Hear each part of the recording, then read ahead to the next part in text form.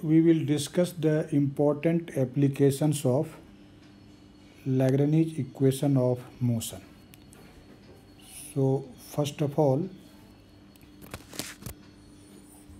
I would like to advise you some instructions to how the Lagrange equation of motion is applied in a physical problem. So what is the general rule to apply it? To apply this equation in a physical problem, we should follow the following important instructions. So applications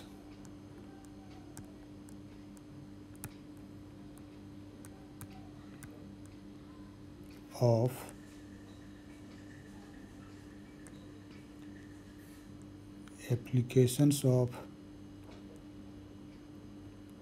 Lagrange equation.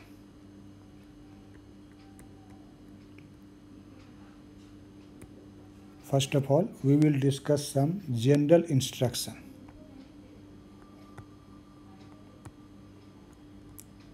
General instruction.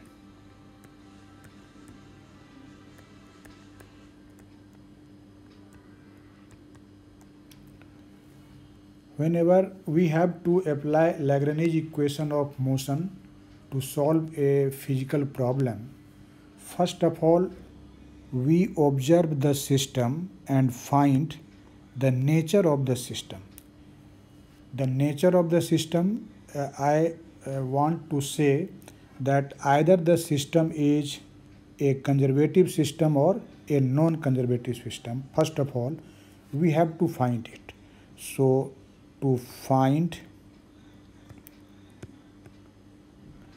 the system is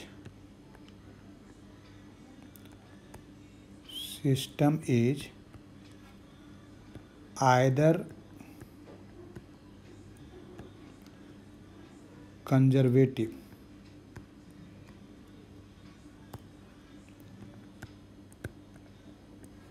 or non-conservative. First of all, we will find this important fact. Once the nature of the system is decided, that is, the system is either conservative or non-conservative, then according to the nature of the system, we will write the Lagrange equation. We have already understand that what is the Lagrange equation for a conservative system and a non-conservative system. So in accordance with the nature of the system, we write the suitable Lagrange equation of motion. So to write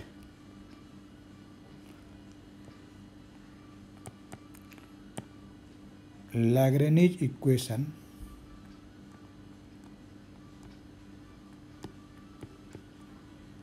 in accordance with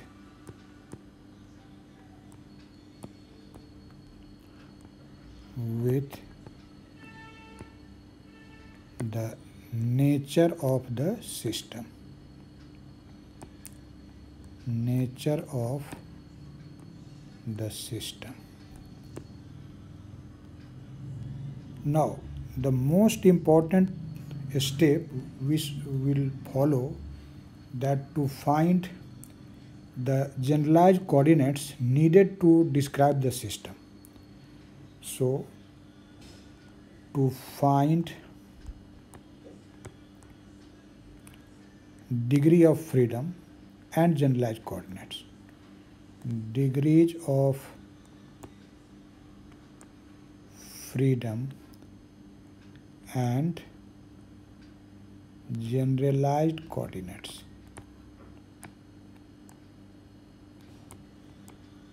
Generalized coordinates.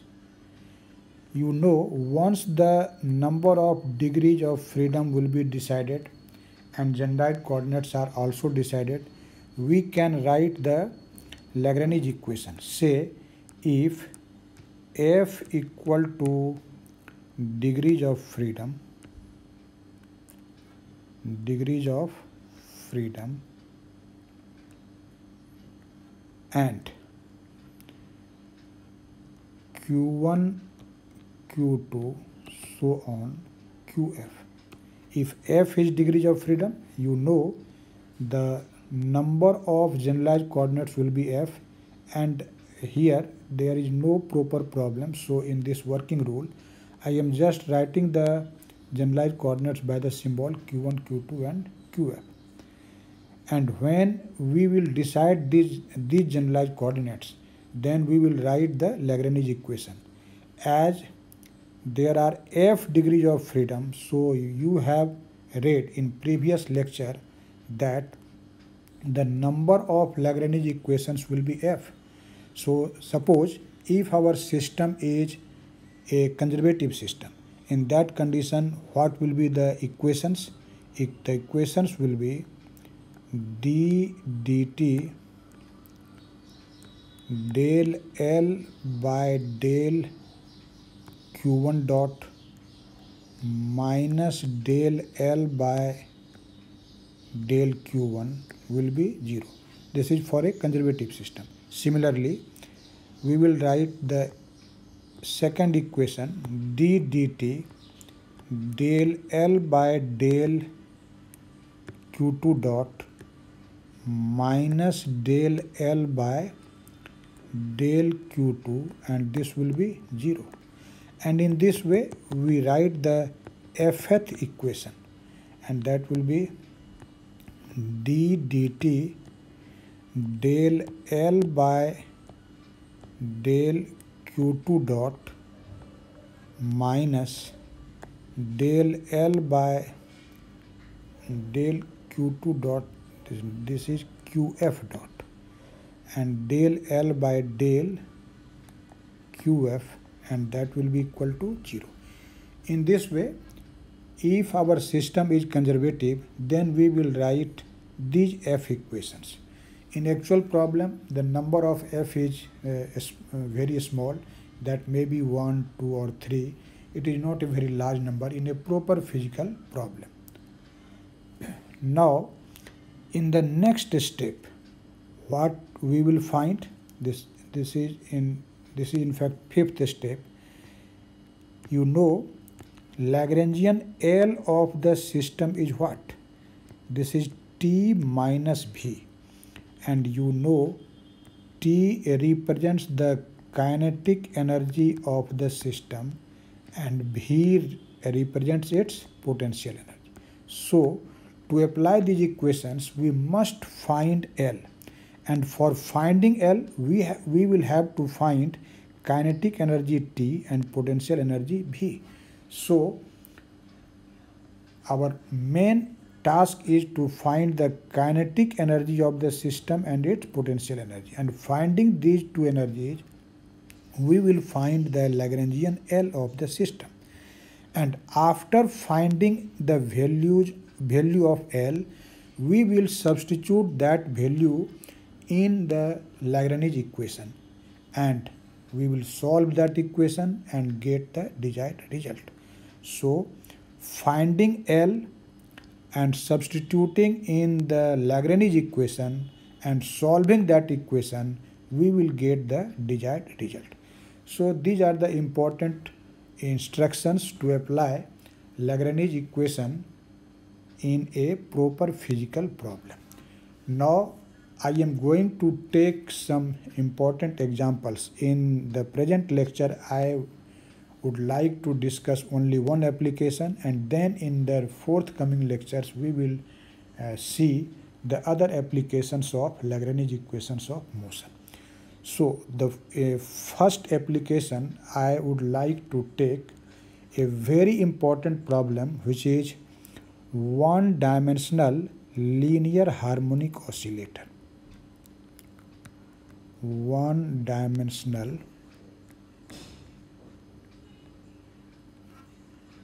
linear harmonic oscillator.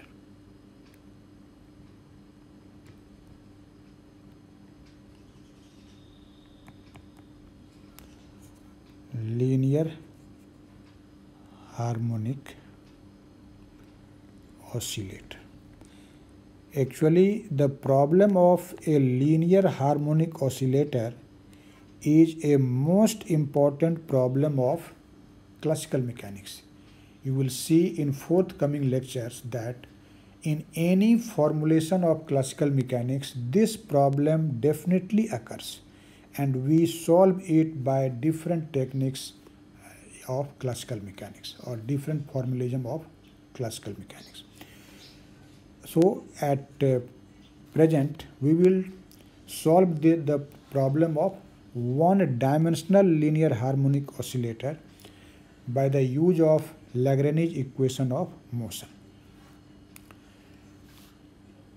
Actually, when you say a linear harmonic oscillator, definitely a picture comes in your mind, that of a spring mass system. But never confuse that linear harmonic oscillator means a spring mass system only. This is a very important example of linear harmonic oscillator, but it does not mean that linear harmonic oscillator is always a spring mass system. It is an example. So we will also understand or solve this problem by taking the example of a spring mass system. See the figure. A spring whose spring constant is K is connected to a mass or a block of mass M, and the other end of the spring is connected to a rigid wall, and the mass is on a horizontal surface. This is a horizontal surface. Although we may take oscillation of this mass in a vertical plane, but in this example I have taken it on a horizontal plane. We know if this mass is displaced from its equilibrium position, let us say by x, this is equilibrium position of the mass when the spring is not elongated, not compressed. And if the mass is displaced by x, so that the spring will be elongated by x. You may compress the spring by x or you may elongate. In figure I have shown that the spring is elongated by x and the mass is released. What will happen? Actually, the spring will exert a spring force on this block and the block will move towards its initial position. When it will be at its initial position, that is the equilibrium position, the spring force will become zero. But due to inertia, the mass is advanced in its direction of motion and the spring will get compressed. And after that, the direction of a spring force is reversed and again the mass moves in backward direction, or in this way, about this equilibrium position, the mass oscillate, and you will see after solving the Lagrange equation of motion for this system that the mass performs actually SHM, simple harmonic motion. So here the force acting on the mass is a spring force, and we know a spring force is a conservative force. The force acting on the mass is what? This is a spring force, and this spring force is given as, you definitely know it, this is minus kx, where k is a spring constant, or you may call it, this is a spring constant, and it is also known as a stiffness of the spring, or it is also called a force constant. And x is what? This is elongation of the spring. It is a spring's elongation. It may be a compression. And under this restoring force, our mass will oscillate.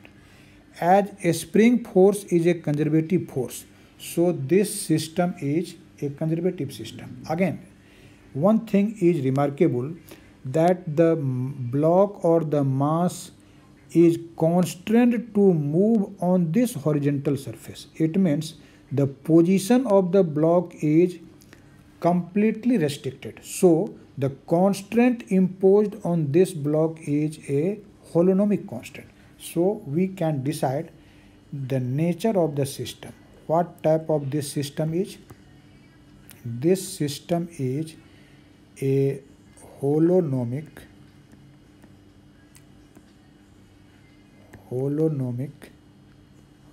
conservative system.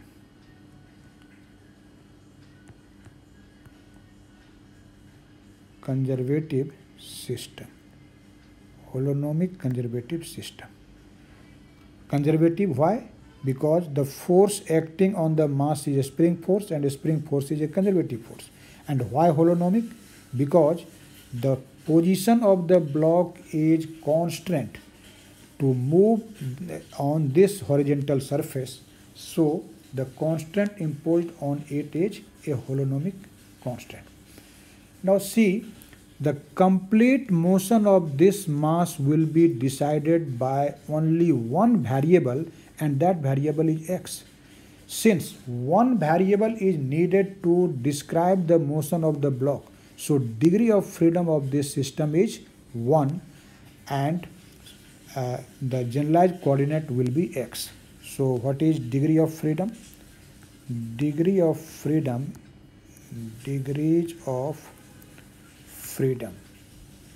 in this case f equal to 1. And what is generalized coordinate? Since degree of freedom is 1, so there will be only one generalized coordinate.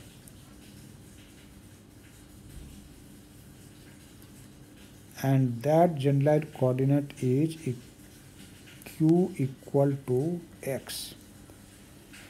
So now we have decided the nature of the system, the generalized coordinate, the degree of freedom. Since degree of freedom is 1, so there will be only one Lagrange equation, and you may now write it. So Lagrange equation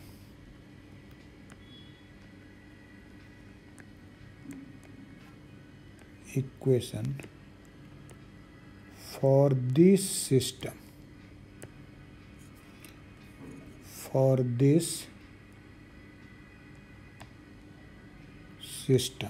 is, what will be the Lagrange equation? This will be d dt del L by del x dot. See here, generalized coordinate q is x, and minus del L by del x, and this equal to 0. This is Lagrange equation for this system. Now, as I have instructed you, after writing this Lagrange equation, first of all we will find the value of L.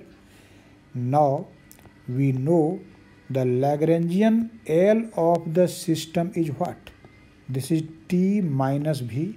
You know T is kinetic energy of the system and V is its potential energy. So kinetic energy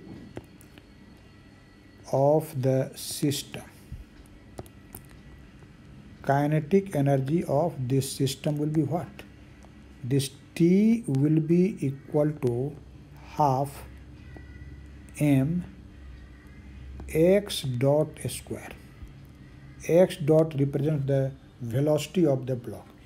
One thing we should note here, that a spring is also in motion, but since the spring is massless, we have assumed the ideal spring, that is massless spring. A spring may be massive. In that condition, we will take into account the kinetic energy of the spring, but in this case we have assumed that a spring is massless, so a spring will have no kinetic energy. So total kinetic energy of the system includes only kinetic energy of the block, and that is T equal to half mx dot square. and potential energy of the system. Potential energy of the system. The potential energy, which is denoted by V, you know this will be half kx square. One thing here is also remarkable, that we have not considered the gravitational potential energy of the block. Why? Because the block is moving on this horizontal surface, so its gravitational potential energy will remain constant, and as potential energy may be taken at any reference level, so if we take this horizontal surface as the reference level, then potential energy of the block will be taken 0 always. You may not take it 0, you may take it any constant.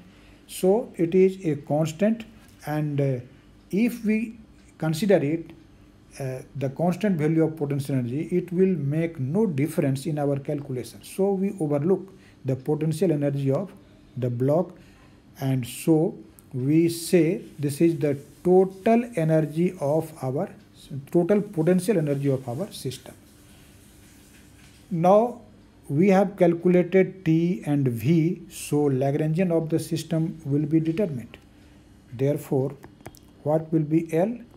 L is equal to T minus V. So put the value of T and V. This will be half mx dot square minus half kx square. This is in fact Lagrangian of our system. This is one of the parts of this problem.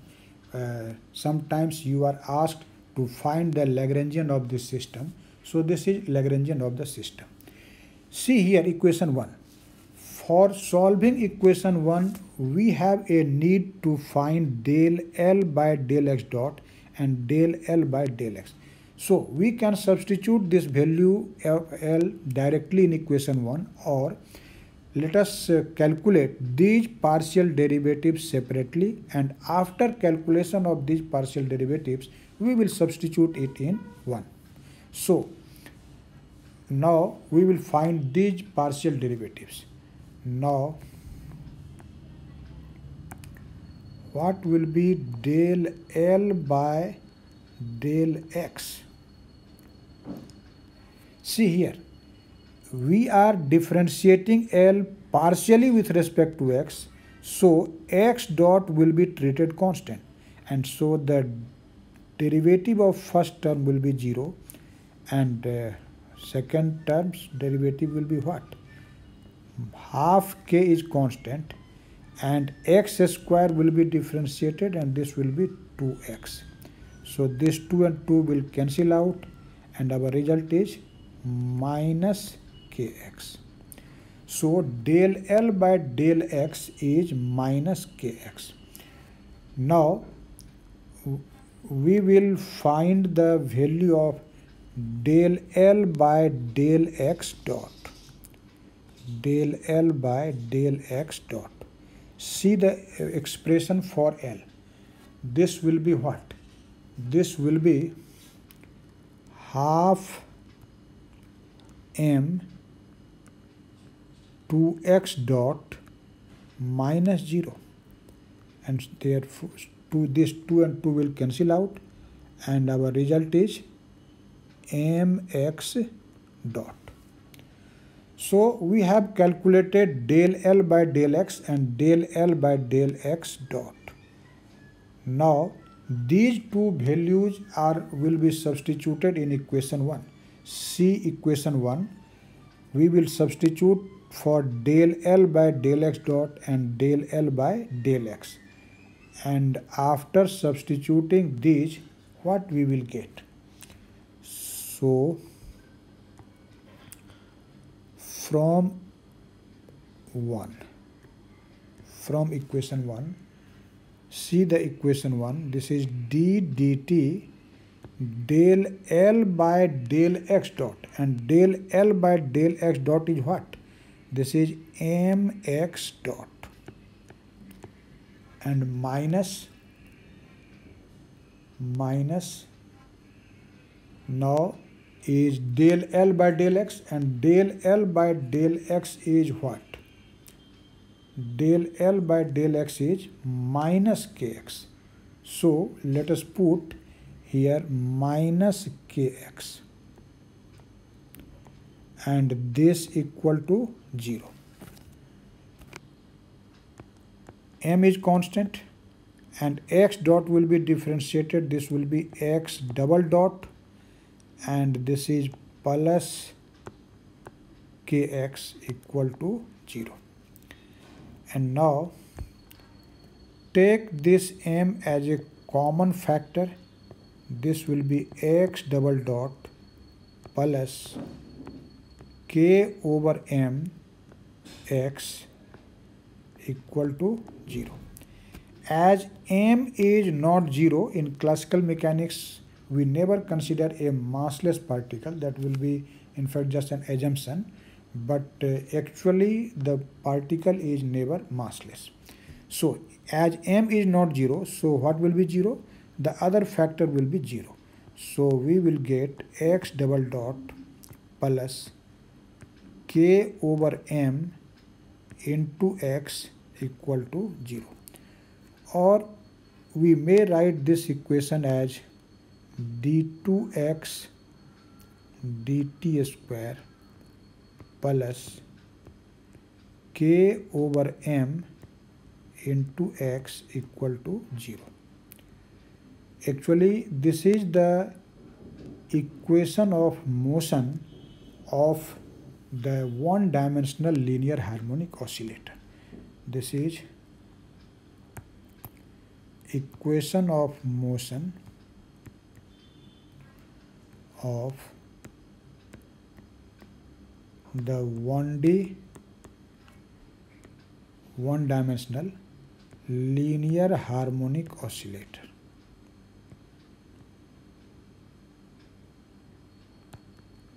Linear harmonic oscillator.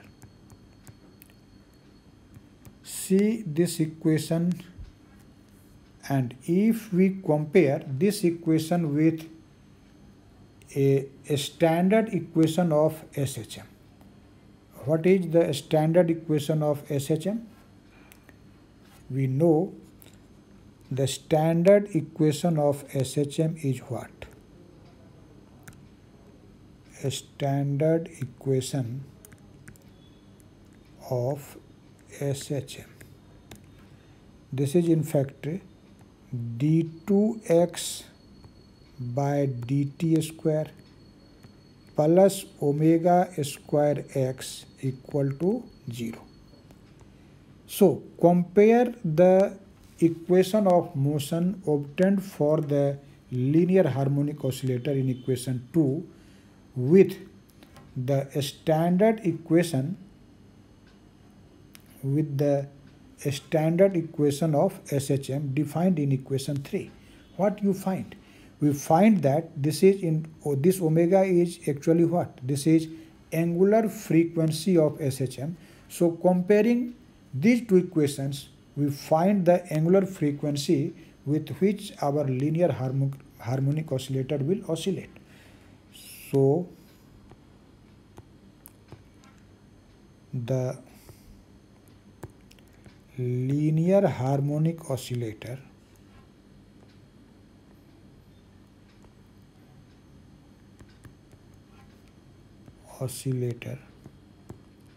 executes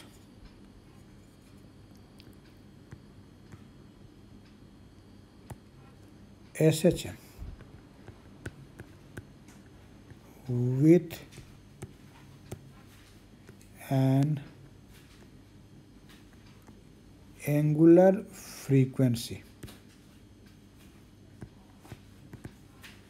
omega equal to what? See the above equation. Omega will be equal to root over k by m.